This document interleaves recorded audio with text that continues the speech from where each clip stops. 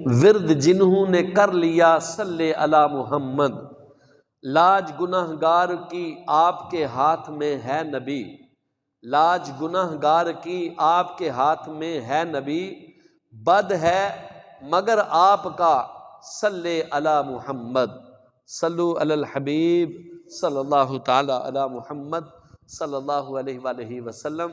اللہ پاک ہم سب کو اپنے آخری نبی پر کثرت سے درود و سلام پڑھنے کی توفیق بخشے، آمین بجاہ النبی الامین۔ پارہ 21 سورہ لقمان آیت نمبر 15 میں اللہ تعالیٰ ارشاد فرماتا ہے وَاتَّبِعْ سَبِيلَ مَنْ أَنَابَ إِلَيَّ، ترجمہ کنز الایمان، اور اس کی راہ چل جو میری طرف رجوع لایا، اور اس کی راہ چل جو میری طرف رجوع لایا۔ پیارے اسلامی بھائیوں، اس آیت کریمہ میں ہمیں ان کے راستے پر چلنے کا حکم دیا گیا ہے جو اللہ پاک کی طرف رجوع کرنے، یعنی اللہ پاک کی کمال فرما برداری کرنے والے ہیں، جو اللہ پاک کی کمال فرما برداری کرنے والے ہیں ان کے راستے پر چلنے کا حکم دیا گیا ہے۔ یقیناً اس دنیا میں سب سے زیادہ اللہ پاک کی طرف رجوع کرنے والی جو ہستی ہے وہ ہمارے آقا و مولا مکی مدنی مصطفیٰ صلی اللہ علیہ وآلہ وسلم ہیں۔ نبی پاک صلی اللہ علیہ وآلہ وسلم سب سے زیادہ رب کی طرف رجوع کرنے والے، رجوع اللہ کرنے والے سب سے زیادہ جو ہیں وہ ہمارے آقا و مولا محمد مصطفیٰ صلی اللہ علیہ وسلم کی ذات ہے۔ پھر آپ صلی اللہ علیہ وآلہ وسلم کے واسطے سے صحابہ اکرام علیہم رضوان بھی اللہ پاک کی طرف رجوع کرنے والے ہیں۔ امام اعظم امام ابو حنیفہ رحمۃ اللہ علیہ بھی، اولیاء اکرام رحمہم اللہ علیہم بھی اللہ پاک کی طرف رجوع کرنے والے ہیں۔ پھر داتا حضور خواجہ معین الدین چشتی اجمیری، بابا فرید رحمۃ اللہ علیہ، اعلیٰ حضرت امام احمد رضا خان، غرضے کے تمام اولیاء اکرام، حضور غوث پاک رحمۃ اللہ تعالی علیہ، سب سے زیادہ یہ اللہ کی طرف جو ہے وہ رجوع کرنے والے۔ تو اب آیت کا مطلب گویا یوں بنے گا، اے انسانوں ہمارے محبوب رسول مقبول صلی اللہ علیہ وآلہ وسلم کے راستے پر چلو، ان کے راستے پر چلو، صحابہ اکرام علیہم رضوان کے راستے پر چلو، عاشقان رسول کے راستے پر چلو، اور اولیاء اکرام کے راستے پر چلو، ان کے راستے پر چلو۔ کیوں؟ اس لیے کہ یہی لوگ حق کے راستے پر ہیں، یہی لوگ حق کے راستے پر ہیں، یہی لوگ جنت کے راستے پر ہیں، اور یہی لوگ اللہ پاک کے راستے پر ہیں، یہی صراط مستقیم یعنی سیدھے راستے پر ہیں۔ لہٰذا جب ہم ان کی پاکیزہ سیرتوں سے روشنی حاصل کر کے، ان کے فرامین پڑھ کر، سمجھ کر، ان پر عمل کر کے ان پاکیزہ ہستیوں کے راستے پر چلیں گے تو ان کے صدقے ہم بھی سیدھے راستے کے مسافر بن جائیں گے، ہم بھی سیدھے راستے کے مسافر بن جائیں گے، اور انشاءاللہ الکریم ان کے نقشے سیرت پر چلتے چلتے بالآخر جنت میں پہنچ جائیں گے۔ کہتے ہیں کہ اللہ اللہ کیے جانے سے اللہ نہ ملے، اللہ اللہ کیے جانے سے اللہ نہ ملے، اللہ والے ہیں جو اللہ سے ملا دیتے ہیں، اللہ والے ہیں جو اللہ سے ملا دیتے ہیں۔ تو اللہ تبارک و تعالی ہمیں ان اولیاء اکرام کے نقش قدم پر چلنے کی سعادت عطا فرمائے۔ ہم جب نماز پڑھتے ہیں تو دعا کرتے ہیں اہدنا الصراط المستقیم، مولا ہمیں سیدھی راہ چلا، سیدھے راہ چلا، صراط الذین انعمت علیہم، راستہ ان لوگوں کا جن پر تیرا انعام ہوا۔ وہ انعام یافتہ کون سے لوگ ہیں؟ انعام والے کون سے لوگ ہیں؟ اللہ تعالیٰ قرآن میں ارشاد فرماتا ہے، قرآن کی تفسیر قرآن سے، کہ الذین انعم اللہ علیہم من النبیین والصدیقین والشہداء والصالحین وحسن اولئک رفیقا، کہ انعام یافتہ وہ لوگ ہیں کہ جو انبیاء کا گروہ ہے، صدیقین کا گروہ ہے، شہداء کا گروہ ہے، صالحین کا گروہ ہے، وَحَسُنَ أُولَٰئِكَ رَفِیقًا، اور یہ کتنے بہترین ساتھی ہیں، کتنے بہترین دوست ہیں۔ تو انعام یافتہ لوگ جو ہیں، جو اللہ کی راہ پر چلنے والے ہیں، ان کے راستے پر چلنے کا جو ہے وہ حکم دیا گیا ہے کہ جب بھی نماز پڑھو تو دن میں بندہ کتنی مرتبہ سورہ فاتحہ پڑھتا ہے، الحمدللہ کتنی بار پڑھتا ہے، ہر بار جو ہے وہ بندہ اس کے اندر ہر رکعت کے اندر یہ دعا کرتا ہے، اہدنا الصراط المستقیم، مولا ہمیں سیدھی راہ چلا، صراط الذین انعمت علیہم، راستہ ان لوگوں کا جن پر تیرا انعام ہوا، غیر المغضوب علیہم ولا الضالین، نہ کہ ان لوگوں کا کہ جو بہکے ہوئے ہیں، جو گمراہ لوگ ہیں، جو ہدایت سے بھٹکے ہوئے ہیں، ان کے راستے پر ہمیں نہ چلا۔ تو یہ جو لوگ ہیں، قرآن کی تفسیر قرآن سے ہو رہی ہے۔ اللہ تعالیٰ قرآن میں ارشاد فرماتا ہے وَاتَّبِعْ سَبِيلَ مَنْ أَنَابَ إِلَيَّ، اس کی راہ چل جو میری طرف رجوع آیا، اس کی راہ چل جو میری طرف رجوع آیا۔ تو یہ جتنے بھی صحابہ اکرام ہیں، اولیاء اکرام ہیں، صدیقین ہیں، شہداء ہیں، صالحین ہیں، ان کا جو گروہ ہے یہ اللہ کی راہ پر چلنے والے ہیں، لہٰذا ہمیں بھی ان کے راستے پر چلنا چاہیے۔ اللہ تبارک و تعالی کے پیارے محبوب صلی اللہ علیہ وآلہ وسلم کی آل میں سے، آل اہل بیت اطہار کے چشم و چراغ، پیران پیر، پیر دستگیر، روشن ضمیر، سرکار غوث اعظم حضرت شیخ عبد القادر جیلانی رحمۃ اللہ علیہ، ان کی بڑی 11ویں شریف اس مہینے کے اندر بڑی دھوم دھام سے منائی جاتی ہے۔ شہنشاہ بغداد سرکار غوث اعظم شیخ عبد القادر جیلانی رحمۃ اللہ علیہ بھی اللہ پاک کی طرف بہت رجوع کرنے والے، نیک اعمال بجا لانے والے، اللہ پاک اور اس کے پیارے حبیب صلی اللہ تعالی علیہ وآلہ وسلم کی کمال فرما برداری کرنے والے۔ لہٰذا ہم نے جو ابھی آیت کریمہ سنی، اس آیت میں دیے گئے حکم پر عمل کرنے کی نیت سے آج ہم سرکار غوث اعظم کی سیرت کے چند گوشے اور آپ کی چند نصیحتیں سننے کی سعادت حاصل کریں گے۔ اللہ پاک ہمیں شہنشاہ بغداد حضور غوث پاک رحمۃ اللہ علیہ کے دل کے ساتھ دل کی گہرائیوں سے اظہار محبت کرنے، آپ کی سیرت پاک سے روشنی حاصل کرنے اور آپ کی تعلیمات پر عمل پیرا ہونے کی توفیق عطا فرمائے، آمین بجاہ النبی الامین۔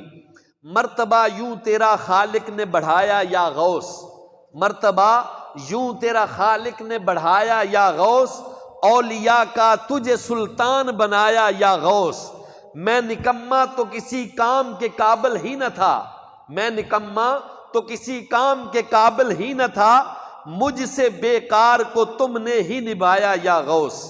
شہنشاہ بغداد حضور غوث پاک رحمۃ اللہ علیہ مشہور و معروف ہستی ہیں، الحمدللہ عاشقان رسول کی ایک تعداد ایسی بھی ہے جو اپنی اولاد کو گھٹی میں غوث پاک کی محبت پلاتے ہیں۔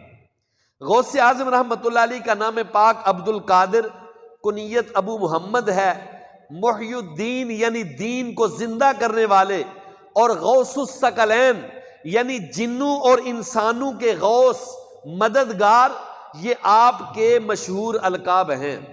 اعلیٰ حضرت امام احمد رضا خان علیہ رحمت الرحمن کیا خوب لکھتے ہیں کہ تو ہے وہ غوث کہ ہر غوث ہے شیدا تیرا، تو ہے وہ غوث کہ ہر غوث ہے شیدا تیرا، تو ہے وہ غیث کہ ہر غیث ہے پیاسا تیرا۔ اس کا ترجمہ کیا ہے، وضاحت کیا ہے؟ اے ہمارے غوث پاک، آپ وہ غوث ہیں کہ ہر غوث آپ کا عاشق ہے، اور آپ وہ بارش کا وہ نایاب پانی ہے کہ خود بارش بھی اس کی پیاسی ہے، خود بارش بھی اسی کی پیاسی ہے۔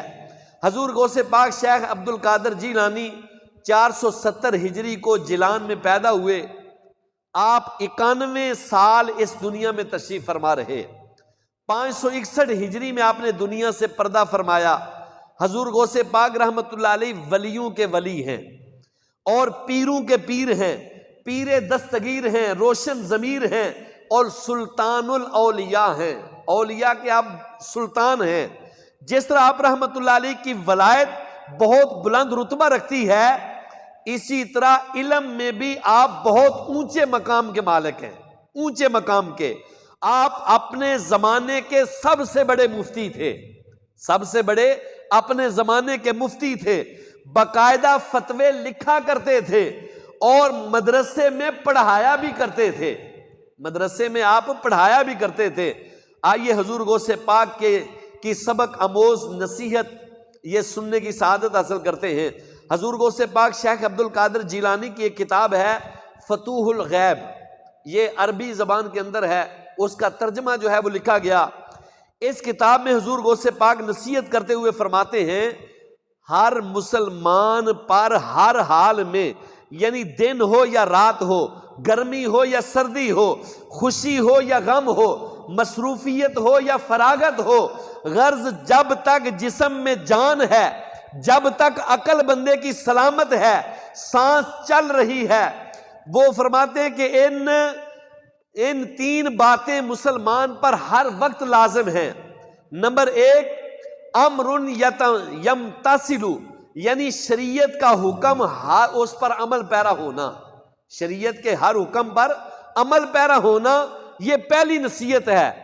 دوسری فرماتے ہیں شریعت کی منع کی ہوئی باتوں سے بچتے رہنا، شریعت نے جن چیزوں سے منع کیا ہے ان سے بچتے رہنا، یہ ہر مسلمان پر لازم ہے۔ اور تیسری بات کہ تقدیر کے اس پر ہمیشہ راضی رہے، جو اللہ تعالیٰ نے تقدیر لکھ دی ہے، بندے کے مقدر میں لکھ دیا ہے، اس تقدیر پر بندہ راضی رہے۔ یہ ہر حال میں تین باتوں پر عمل پیرا ہونا ہر مسلمان پر لازم ہے۔ پہلی بات کیا فرمائی کہ شریعت کا حکم کہ اس پر عمل کرے، شریعت کا حکم کہ اس پر عمل کرے۔ دوسرا یہ کہ شریعت کی منع کی ہوئی باتوں سے بچ جائے، اور تیسرا یہ کہ تقدیر کے اس پر ہمیشہ راضی رہے، تقدیر پر راضی رہے۔ حضور غوث پاک رحمت اللہ علیہ مزید فرماتے ہیں کہ مسلمان کی ادنا حالت یہ ہے کہ وہ کسی وقت بھی ان تین باتوں میں سے کسی ایک سے خالی نہ ہو، ان تین باتوں میں سے کسی ایک سے خالی نہ ہو، اس کا دل ان تین باتوں پر پختہ ارادہ کرتا رہے۔ بندہ اپنے آپ سے یہ تین باتیں کرتا رہے، اپنے اعضاء کو ہر وقت ان میں مصروف رکھے، اپنے اعضاء کو ہر وقت ان تین باتوں میں مصروف رکھے۔ اے عاشقان رسول، غور کیجئے کتنی مختصر اور کتنی زبردست آپ نے نصیحت فرمائی کہ شیخ عبد الحق محدث دہلوی اس کی شرح کے اندر فرماتے ہیں کہ حضور غوث پاک رحمت اللہ تعالی علیہ نے اس مختصر نصیحت میں پورے کے پورے دین کا خلاصہ بیان کر دیا، سارے کے سارے دین کا نچوڑ خلاصہ ان تین باتوں کے اندر ہے کہ اللہ کا جو ولی ہوتا ہے نا، بڑی حکمت سے بات کرتا ہے، بڑی سوچ سمجھ کے بات کرتا ہے اور بڑی گہرائی سے بات کرتا ہے۔ ایسی زبردست یہ بات کی ہے کہ پیران پیر، روشن ضمیر، محبوب سبحانی، قندیل نورانی، شہباز لامکانی، شیخ عبد القادر جیلانی، الحسنی والحسینی رحمت اللہ علیہ، آپ تین باتیں آپ نے کی ہیں، انہیں اپنے ذہن میں بٹھا لیجئے۔ پہلی بات کیا کہ شریعت کے احکام کو بجا لائے، شریعت نے جن چیزوں کا حکم دیا ہے ان کو بجا لائیں، شریعت کے منع کیے ہوئے کاموں سے بچتا رہے۔ اور نمبر تین، تقدیر پر ہمیشہ راضی رہنا ہے، بے صبری نہیں کرنی، مصیبت آئے، پریشانی آئے تو شور نہیں کرنا، واہ ویلا نہیں مچانا، بلکہ اللہ پاک کی رضا پہ راضی رہنا ہے۔ اللہ پاک ہم سب کو اس سبق آموز نصیحت پر عمل پیرا ہونے کی توفیق عطا فرمائے۔ از پے غوث اعظم ولایت، اپنی رحمت سے فرما عنایت، اپنے نبی کی ولا کی میرے مولا تو خیرات دے دے۔ پیارے اسلامی بھائیوں، شہنشاہ غوث پاک حضور غوث پاک شہنشاہ بغداد، آپ نے 91 سال ظاہری زندگی اس دنیا میں آپ تشریف فرما رہے۔ علماء کرام نے غوث پاک کی اس 91 سالہ زندگی کے 3 حصے کیے، 3 حصے تھے آپ کے۔ نمبر 1، آپ نے ولادت سے لے کر 18 سال تک اس عرصے میں آپ اپنے آبائی وطن جیلان میں تشریف فرما رہے، یہیں آپ نے ابتدائی تعلیم حاصل کی۔ آگے 18 سال کی عمر سے لے کر 51 سال کی عمر تک یہ کل 33 سال بنتے ہیں۔ اس عرصے میں حضور غوث پاک بغداد تشریف لائے، یہاں علم دین حاصل کیا۔ اسی دوران آپ نے خوب مجاہدات کیے، آپ جنگلوں میں تشریف لے جاتے، تنہائی میں رہ کر اللہ پاک کی عبادت کرتے اور ذکر و فکر میں مصروف رہا کرتے۔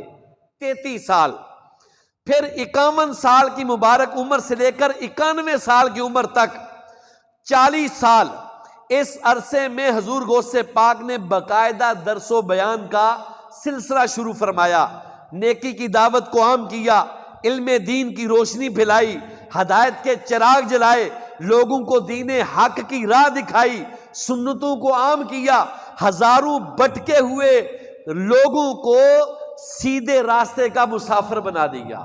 ہزاروں لوگوں کو جو بٹکے ہوئے تھے، راستے بہکے ہوئے تھے، ان کو آپ نے سیدھے راستے کا مسافر بنا دیا۔ کمال کی بات یہ ہے کہ حضور غوث پاک کی مبارک زندگی کے ان تینوں مرحلوں کی ابتدا غیبی اشاروں اور بشارتوں سے ہوئی ہے۔ چنانچہ آپ کے والد محترم جس رات شہنشاہ بغداد حضور غوث پاک کی ولادت باسعادت ہوئی، اس رات آپ کے والد محترم حضرت ابو صالح موسیٰ جنگی دوست رحمت اللہ علیہ آپ کو خواب میں سرکار مدینہ صلی اللہ علیہ وآلہ وسلم کی زیارت نصیب ہوئی۔ آپ صلی اللہ علیہ وسلم نے بیٹے کی مبارکباد دیتے ہوئے بشارت سے نوازتے ہوئے فرمایا، اے ابا صالح، اے ابو صالح، عطاک اللہ ابنن، اللہ پاک تمہیں بیٹا عطا فرمائے گا، اللہ پاک تمہیں بیٹا عطا فرمائے گا، ہوا ولی و محبوبی و محبوب اللہ، تمہارا یہ بیٹا میرا دوست بھی ہے اور میرا محبوب بھی ہے اور اللہ پاک کا بھی محبوب ہے، اللہ پاک کا بھی محبوب ہے، پیارا ہے۔ آپ نے مزید فرمایا وَسَيَكُونُ لَهُ شَانٌ فِي الْأَوْلِيَاءِ وَالْأَقْطَابِ كَشَانِ بَيْنَ الْأَنْبِيَاءِ وَالْمُرْسَلِينَ، اے ابو صالح، اولیاء کرام کے درمیان تمہارے بیٹے کی ویسی شان ہوگی جیسے نبیوں اور رسولوں کے اندر میری شان اور عظمت ہے۔ تمہارے بیٹے کی شان اور عظمت ولیوں کے اندر، اولیاء کے اندر ایسی ہوگی جیسی نبیوں اور رسولوں کے اندر میری شان ہے۔ یہ میرے آقا علیہ الصلوۃ والسلام نے خواب کے اندر آ کر آپ کے والد محترم کو یہ ارشاد فرمایا کہ کہتے ہیں کہ غوث اعظم درمیان اولیاء چوں محمد درمیان انبیاء، کہ غوث پاک کا ولیوں کے اندر وہی مقام ہے جو نبیوں کے اندر امام الانبیاء کا مقام ہے۔ پیارے اسلامی بھائیوں، یہ تھی حضور غوث پاک کی ولادت باسعادت کے وقت کی بشارت۔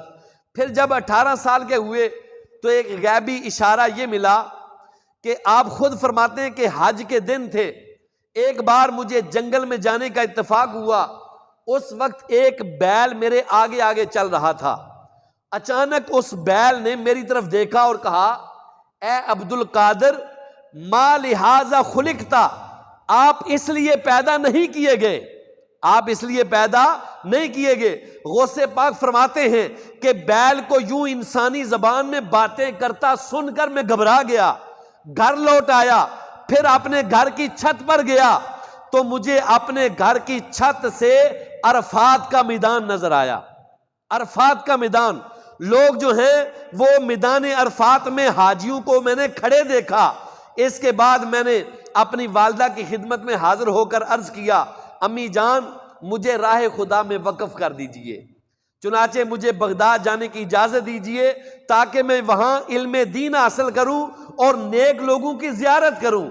امی جان نے فرمایا، بیٹا میں تجھے صرف اللہ پاک کی رضا کے لیے خود سے جدا کرتی ہوں، اب قیامت کے دن تجھے دیکھوں گی، اب قیامت کے دن تجھے دیکھوں گی۔ والدہ نے جو ہے آپ نے بیٹے کو، لختے جگر کو، اتنا حسین و جمیل بیٹا، اتنا پیارا بیٹا، پچھلے جمعے میں نے بتایا تھا کہ ان کا مقام وہ ہے کہ ماں کے پیٹ کے اندر 18 پارے سن کر یاد کر لیے تھے، 18 پارے وہ آپ نے سنا بھی دیے، یہ اللہ تعالیٰ نے ان کو شان عطا کی۔ آپ فرماتے ہیں کہ امی جان نے کہا کہ بیٹے میں اللہ کی رضا کے لیے خود سے تجھے جدا کرتی ہوں، اب قیامت کے دن ہی تجھے دیکھوں گی۔ چنانچہ یہ تھی سیرت غوث پاک کہ والدہ محترمہ سے اجازت ملنے کے بعد حضور غوث پاک بغداد تشریف لے گئے۔ 33 سال تک آپ علم دین سیکھتے رہے، مجاہدات کرتے رہے، جنگلوں میں جا کر تنہائی میں رہ کر اللہ پاک کی عبادت کرتے رہے۔ جب آپ کی عمر 51 سال کی ہوئی تو آپ کو پھر ایک حکم ملا کہ آپ کی زندگی کے مبارک تیسرے مرحلے کی ابتدا ہوئی ہے۔ چنانچہ روایت میں آتا ہے کہ حضور غوث پاک رحمۃ اللہ تعالی علیہ ایک روز فرماتے ہیں کہ مجھے ظہر کی نماز سے پہلے بیداری کے عالم میں حضور صلی اللہ علیہ وسلم کی زیارت ہوئی۔ میرے آقا علیہ الصلوۃ والسلام نے فرمایا، اے بیٹے تم واعظ و نصیحت کیوں نہیں کرتے، درس و بیان کیوں نہیں کرتے؟ میں نے عرض کیا حضور میں ایک اجمی شخص ہوں، بغداد کے عربی زبان کے ماہر لوگوں کے سامنے کیسے بیان کروں، کیسے بیان کروں؟ حضور صلی اللہ علیہ وآلہ وسلم نے فرمایا بیٹا منہ کھولو۔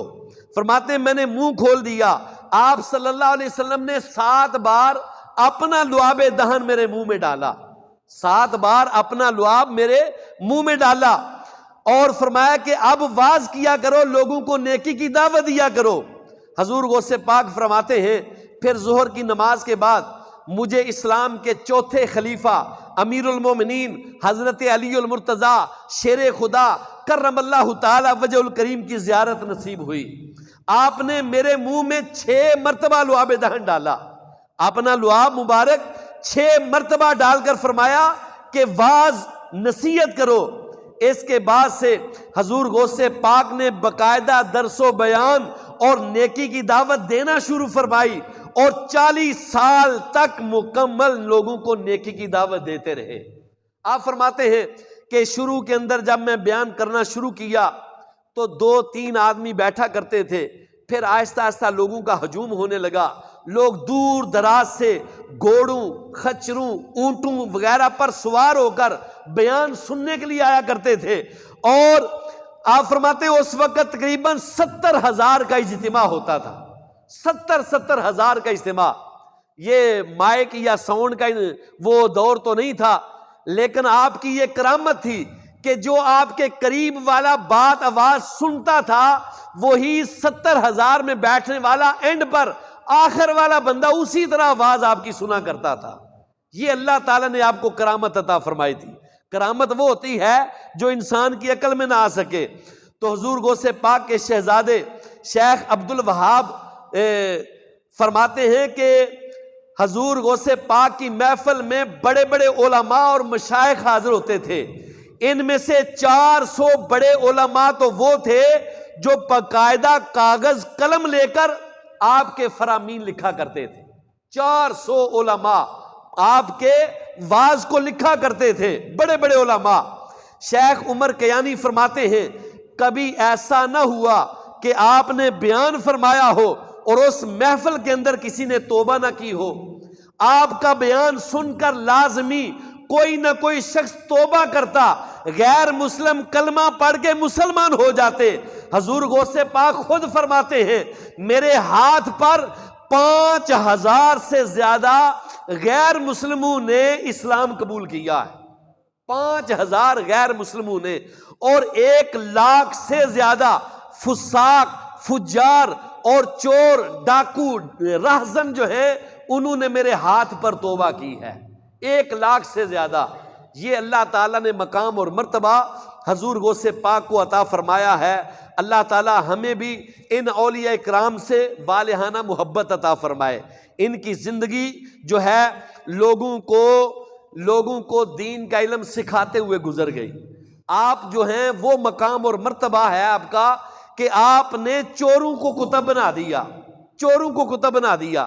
یہ مقام اور مرتبہ اللہ تعالیٰ نے آپ کو عطا فرمایا کہ جن نے 40 سال عشاء کے وضو سے فجر کی نماز ادا کی ہو، کوئی چھوٹا مقام ہے؟ 15 سال روزانہ رات کو مکمل قرآن پاک پڑھتے ہوں۔ آج کتنے لوگ ہیں جو بات کر کے معاذ اللہ جو ہے وہ کہتے ہیں کہ دیکھو جی کوئی غوث نہیں، کوئی فریاد رس نہیں، کوئی کسی کی مدد کرنے والا نہیں۔ اللہ تعالیٰ نے یہ قدرت اپنے بندوں کو عطا فرمائی ہوتی ہے، یہ طاقت ان کو عطا فرمائی ہوتی ہے۔ ان کی شان یہ ہے کہ لوح محفوظ است پیش اولیاء، کہ اولیاء کرام کی نظر کے اندر یہ لوح محفوظ جو ہے وہ ان کے سامنے ہوتی ہے، وہ لکھی ہوئی عبارت جو ہے وہ تقدیر لکھی ہوئی پڑھ لیتے ہیں۔ یہ اللہ تعالیٰ نے ان کو شان مقام اور مرتبہ عطا فرمایا ہوتا ہے۔ انہوں نے راتوں کو جاگ جاگ کر اپنے رب کی عبادت کی ہوتی ہے، پھر یہ جب یہ رب کے ہو جاتے ہیں نا، وہ عربی کا مقولہ ہے کہ من کان للہ کان اللہ لہ، جو رب کا ہو جاتا ہے پھر رب اس کا ہو جاتا ہے، جو رب کا ہو جاتا ہے پھر رب اس کا ہو جاتا ہے۔ پھر اللہ تعالیٰ اپنے محبوب بندوں کی بات کو ٹالتا نہیں۔ حدیث قدسی ہے کہ بندہ فرائض کے ذریعے تو میرا قرب حاصل کرتا رہتا ہے، لیکن نوافل پڑھ پڑھ کے وہ میرا بندہ میرے اتنے قریب ہو جاتا ہے کہ میں اس کی آنکھیں بن جاتا ہوں جس سے وہ دیکھتا ہے۔ بخاری کی حدیث ہے، بخاری کے اندر، کہ میں اس کی آنکھیں بن جاتا ہوں جس سے وہ دیکھتا ہے، میں اس کے ہاتھ بن جاتا ہوں جس سے وہ پکڑتا ہے، میں اس کی زبان بن جاتا ہوں جس سے وہ بولتا ہے، میں اس کے پاؤں بن جاتا ہوں جس سے وہ چلتا ہے۔ اگر وہ میرا بندہ وَلَئِن سَأَلَنِي لَأُوتِيَنَّهُ، اگر وہ میرا بندہ مجھ سے سوال کرے میں ضرور بضرور اس کو عطا فرماتا ہوں، اگر وہ میرا بندہ مجھ سے میری پناہ مانگے میں ضرور بضرور اس کو اپنی پناہ عطا فرماتا ہوں۔ یہ وہ اللہ کے بندے ہیں کہ حدیث پاک میں آتا ہے بہت سے پراگندہ بال ایسے لوگ ہیں جن کو لوگ اپنے پاس بٹھانا گوارا نہیں کرتے، منہ لگانا گوارا نہیں کرتے، لیکن اللہ کی بارگاہ میں ان کا وہ مقام اور مرتبہ ہوتا ہے کہ اگر یہ رب پر قسم کھا لے رب ان کی قسم کو پورا کر دیتا ہے، رب ان کی قسم کو پورا کر دیتا ہے۔ یہ ولایت کا رتبہ چھوٹا رتبہ نہیں، اور ولایت ایسے نہیں مل جاتی، اللہ تعالیٰ اپنے بندوں کو چن لیتا ہے۔ ہر 40 بندوں کے اندر اللہ نے ایک ولی مقرر کیا ہے کہ کون سا اللہ کا نیک بندہ ہمارے اس اجتماع کے اندر ہے، ہمیں اس کا پتہ نہیں، لیکن ولیوں کی بعض قسمیں ہیں، کئی کرامات ظاہر کرتے ہیں اور کئی کرامتیں ظاہر نہیں کرتے۔ یہ اللہ تعالیٰ کے بندے ہوتے ہیں جو اللہ نے اپنے ولیوں کو اپنے بندوں میں چھپا کے رکھا ہے تاکہ ہر بندے کی عزت کی جائے، ہر بندے کا ادب اور احترام کیا جائے۔ اللہ تعالیٰ ہمیں ان اولیاء کرام کے نقش قدم پر چلنے کی توفیق عطا فرمائے، ان کی سیرت کو اپنانے کی توفیق عطا فرمائے۔ آپ غریبوں کے ملجا تھے، غریبوں کے ماوا تھے، غریبوں کے دکھ درد جو ہے وہ بانٹتے تھے، غریبوں مسکینوں کی حاجت روائی کو پورا کرتے۔ حضور غوث پاک کے در پہ جو بھی سوالی آ جاتا کبھی اس کو خالی نہ لوٹاتے تھے۔ آپ کا لنگر دسترخوان غریبوں مسکینوں فقراء یتیموں کے لیے ہر وقت کھلا رہتا تھا۔ اللہ تعالیٰ آج دیکھیں غوث پاک کی 11ویں پوری دنیا کے اندر منائی جاتی ہے، ان کے چاہنے والے پوری دنیا کے اندر ہیں، ان کا یہ مقام اور مرتبہ ہے۔ اللہ تعالیٰ ہمیں ان بزرگان دین کے نقش قدم پر چلنے کی سعادت عطا فرمائے، آمین بجاہ النبی الامین صلی اللہ علیہ وسلم۔